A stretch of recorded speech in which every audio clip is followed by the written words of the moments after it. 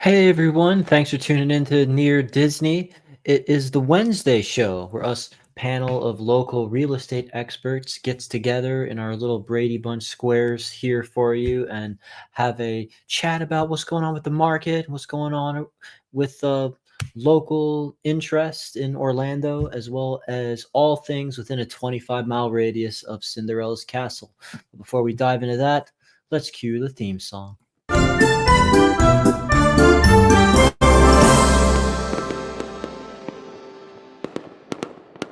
Nice, nice. All right. Well, we appreciate anyone tuning in who's catching us live. We go live every Wednesday at 7 o'clock. And feel free to introduce yourself in the chat or the comments, maybe where you're watching from. Or, of course, always if you have any questions for us. We've just hit that 7,000 subscriber Yeah. milestone on our way to 10,000 subscribers. It's viewers like you make it happen when you hit the like button and hit the subscribe. And so I'm Elijah Lewis with Florida in Motion Realty here on Near Disney. And I'll just throw it over to the square next to me. And I am Sue Koptiev here on Near Disney with Florida in Motion Realty. And I believe they call Elijah the Prince of Real Estate. That's right. Kim Hawk, who you see on this channel, she's the fairy godmother of real estate. We That's right. all got our Disney monikers. And I'll be the Prince of Real Estate. I'm fine with that. Yep. Hey, And I am Aurora. So I'm Sleeping Beauty. It's awesome. good to have you guys tonight. Thank you for joining us. So speaking of Disney, while people are starting to jump into the live show, there is a very relevant Disney icon who's just had a birthday or maybe an anniversary, mind you. I think that you brought up as a story, Sue. Yes, yesterday was not just Mickey Mouse's 97th birthday. Whew. It was actually Minnie's as well. They debuted together on November 18th in 1928 on, as a lot of people know, the Steamboat Willie show, the cartoon. And so these are just a few pics kind of over the years to show people what they used to look like. And Yeah, that's Walt Disney. That's the Walt park Disney getting an mascots award. have changed a lot. Just a little bit, yeah. So, Yeah, that's and why I like it. yeah, and some interesting information. Mickey was not actually the first character that Walt Disney created. He created Oswald, the Lucky Rabbit, but somehow, for some reason, he lost the rights to that. And so Mickey was born out of necessity and creativity. But Okay. his original name was Mortimer Mouse, but Lillian Disney thought it sounded too stuffy. And so she Mortimer. suggested, yes, it kind of does. It's like that. I don't know. That's like a butler's name. That's what popped into my head. He was the first animated character to have a star on the Hollywood Walk of Fame. And did you show that one? Did you show that picture? I thought that I've was got really it. I've cool. got it right here. Because I think he got hit in that was 1988, and I think Walt Disney's was after that actually. Whoa. So he's there's a lot of other iconic Disney characters. Donald Duck debuted in 1934.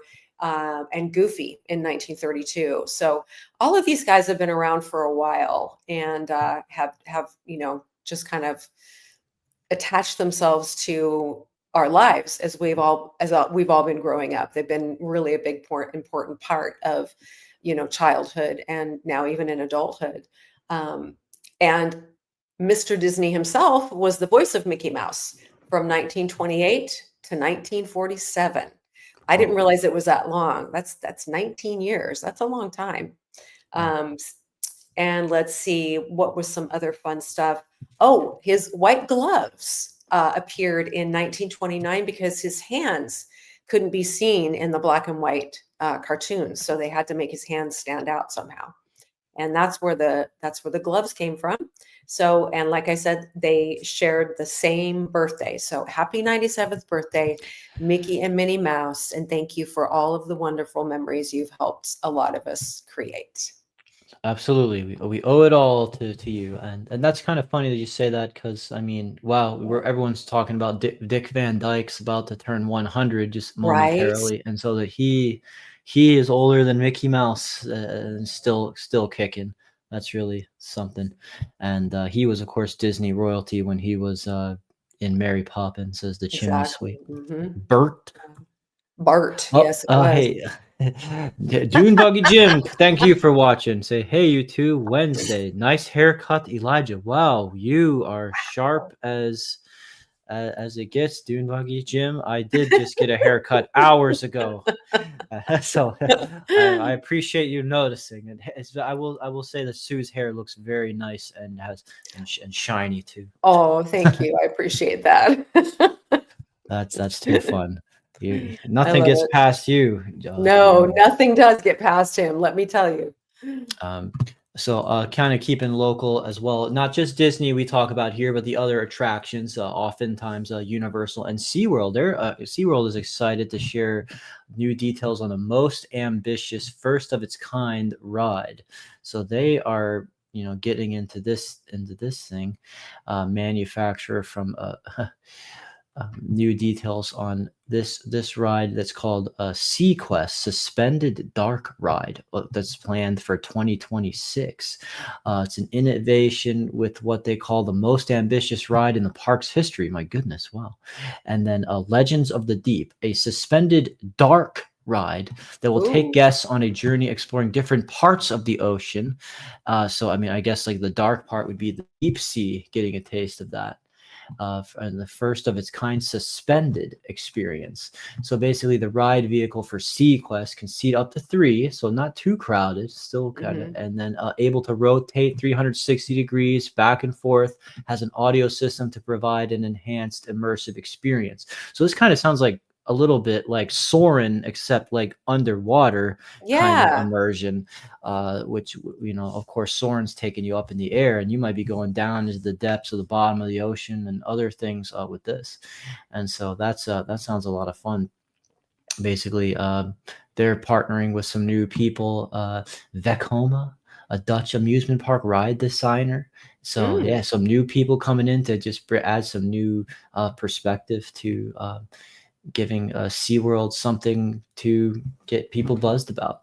So that's cool. So that sounds like it's coming real soon. I mean, every time I hear 2026, my brain goes, "Oh, that's far away," and then I realize it's November 19th today, and that's Yes. like right around the corner. So where does the time go, right? I don't know. But if you find it, let me know.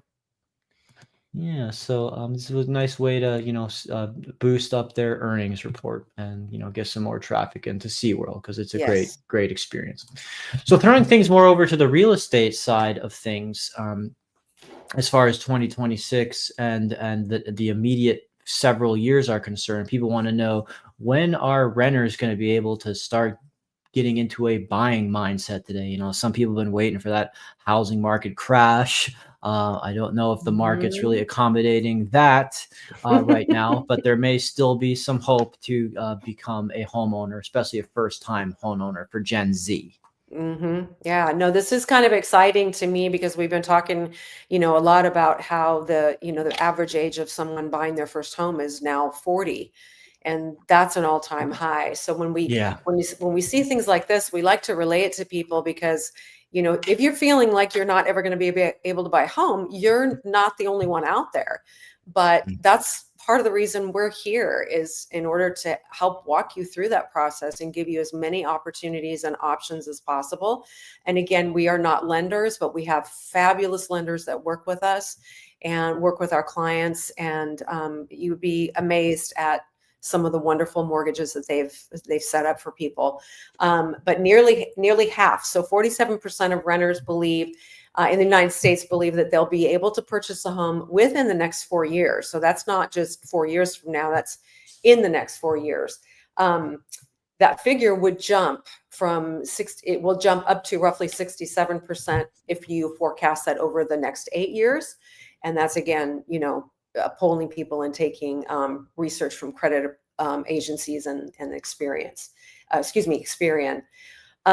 The Gen Z and millennials are the most optimistic, and with 48% of Z non-homeowners and 50% of millennials indicating they feel like 2029 is going to be their year, if not before. This is, again, like I said, this is good news. According to the research, funds for a down payment People say 67%, home prices 66%, low credit scores 51%. Those were the reasons, the biggest barriers that people found when they were trying to, plan out their future and that path in order to end up being, a homeowner. So while this is discussing this, I wanted to go ahead and add in that one of the mortgages that really got a bad name in 2008 when the market crashed was adjustable rate mortgages, which we call them ARM mortgages. Interestingly enough, my arm, adjustable rate mortgages made up about 10% of all mortgage applications this past September, which is like it's the highest share in nearly 2 years and well above the 2008 average of 6%. So an adjustable rate mortgage, what it does is, for instance, I'm just going to give you an example here. So and as of last week, the average interest rate on a 5/1 adjustable rate mortgage, and I'll explain that in a second, which resets after 5 years, was 5.66. So that's like 0.75% below the 30-year fixed of 6.3, this was a couple weeks ago. We've come down a little bit since then. The interest in these loans is not signaling a housing crisis for several reasons. The ones that cause people to have to foreclose on their homes and walk away and leave their homes empty was because there were really no peaks as far as how high the rate would go with these mortgages back in 2008 when that happened. Now there is fixed terms of 5, 7, or 10 years.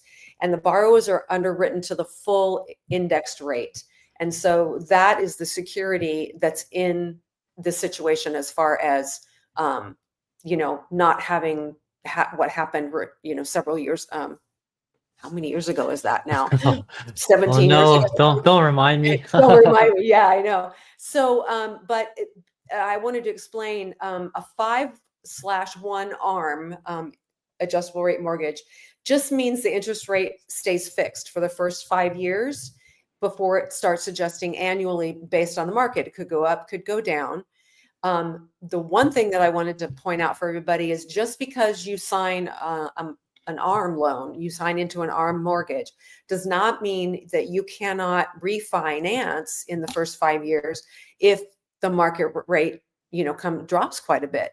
Sure. After 6 months, you can start talking to lenders about doing that. So that's just one thing to think about. But again, it's not going to be anything that's going to crash our market again, because they've put those what is it, catch-all warning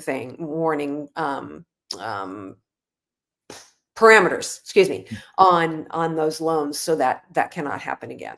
And yeah, and again, we are not professional lenders.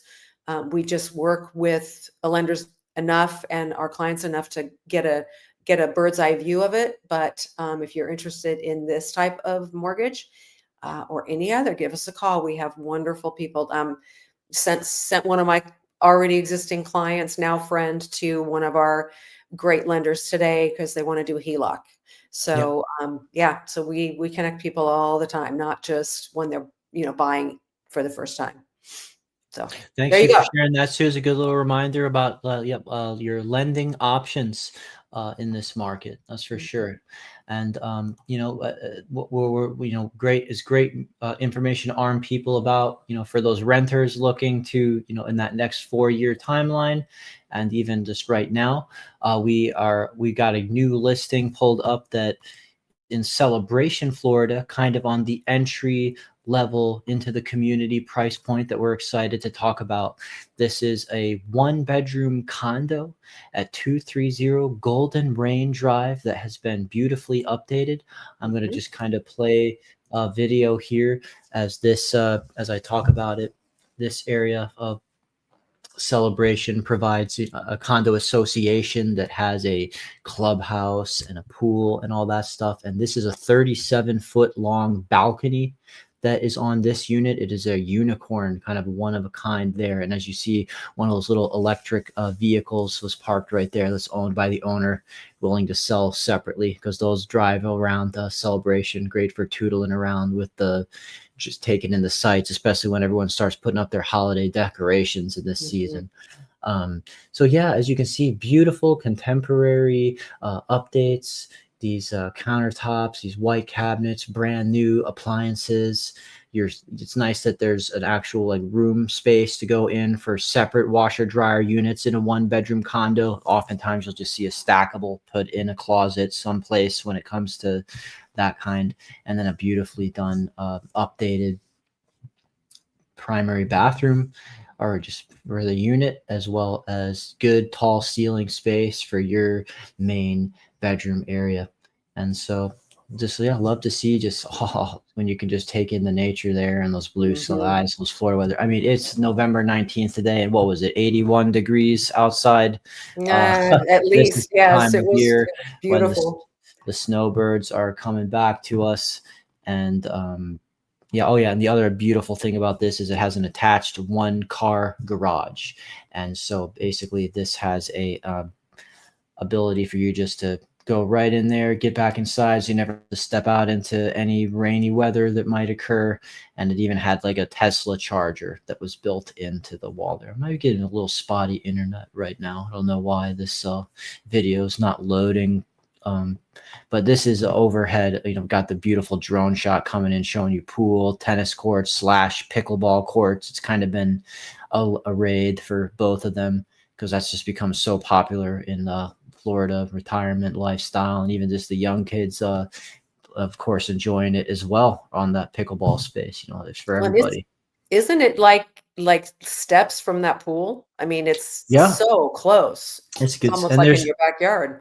And there's even just on the if you go the other direction down the other block, you got another big community pool that's just right there. So you're Mhm. spoiled for choice. You can be a pool snob around here as well as have access to stuff like volleyball courts and an easy commute to downtown Celebration with all its shops and restaurants and community festivals and events and farmers market. So that's 1-bedroom condo, 230 Golden Rain Drive, and that is listed for 310,000 for all those really unique features. Great entry level price, and that particular condo association has one basically is as low as it gets in Celebration, Florida. It's about like 315 a month, Mhm. and you get all that. So if you're interested in that, or anyone you know wants to live in the town that was built by Disney, give us a call. That's why our numbers are here for you the whole time. For any questions, or for any showings, or any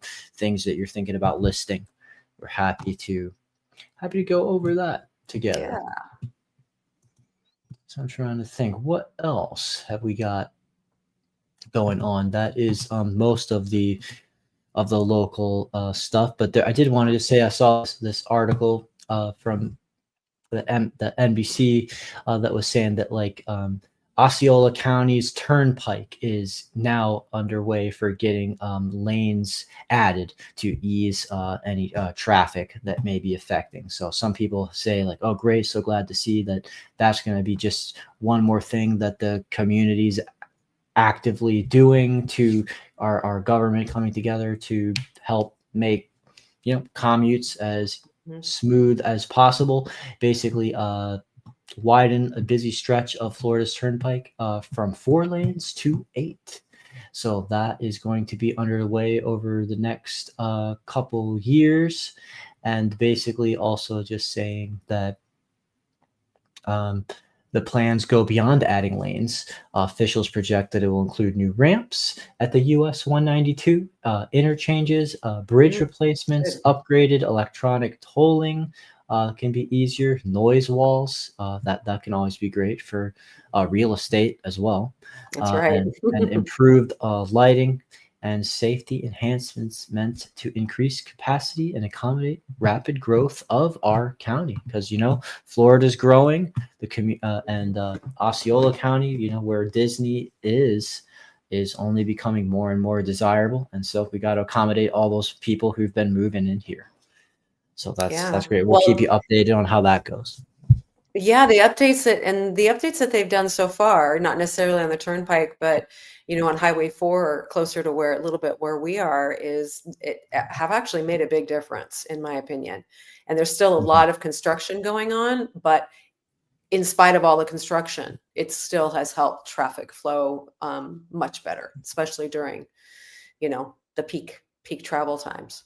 Um, and speaking of peak travel times, I just wanted to throw in there before we go on our merry way this evening that a Food and Wine is over on Sunday. They're gonna Hmm. get they're gonna jump in and get it all ready for Christmas. But just wanted to point that out if anybody is wanting to go one more time before it's over. So November I know. 22nd is the last day. Get Thanks for yourself that out there. reminder. It's one of the best things at Disney, the Epcot Food and Wine. You So go, you hit the place about 6 o'clock, you walk around the lake, and then you kind of park yourself if you want and watch those amazing fireworks at 9 o'clock. right. I love that fireworks show. I just think it's amazing. And if anyone who's watching had a favorite cuisine this year from Food and Wine, a favorite Mm, part of the world, let us know, because that is, there's so much variety and so many different. You can never try them all in one stop. So when you go, right. you want to take somebody's recommendation when you stick your neck out for that particular stand. Otherwise, that's why you need an annual pass, so you can just keep going and going and try it all eventually. Because That's your right. eyes can be bigger than the stomach. You're like, oh, I'm going to eat it all. And then you stop at 3 places. You say, no, I think I'm good for the night. Yeah, when you hit that fourth place, that's about the time you want your whoever's with you to go get a wheelchair because you want to get rolled around And your instead of wallet having needs to a walk. needs a break too. That's all right. Well, that was what we had for you for the show tonight. We'll be back, well, of course, next week with more. And we have different people who come in and join us on the panel as well. And of course, Kim Hawk, the fairy godmother of real estate, is going to host on Monday to give you a market report for Celebration Florida, and Fridays to give you a evergreen video that our team produces about some community in the 25-mile radius of Cinderella's Castle, detailed overview. So that's what we deliver for you when you subscribe, in addition to personal access to us with our phone numbers if you want to know more. So with that, Yes. I'll throw it over to the recording of Kim to sign us off. Everyone take care. Yes. Good night.